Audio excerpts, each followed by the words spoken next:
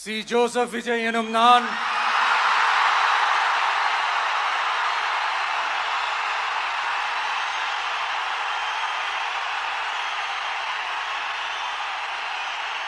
சட்டப்படி அமைக்கப்பெற்ற இந்திய அரசியல் அமைப்பின்பால் உண்மையான நம்பிக்கையும் மாறா பற்றும் கொண்டிருப்பேன் என்றும் இந்திய நாட்டின்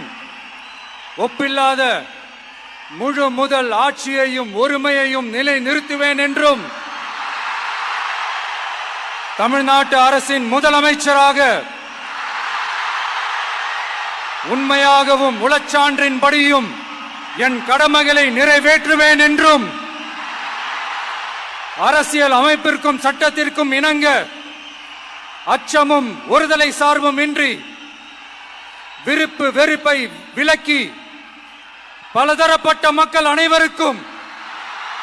நேர்மையானதை செய்வேன் என்றும் ஆண்டவன் மீது ஆணையிட்டு உறுதிமொழிகிறேன்.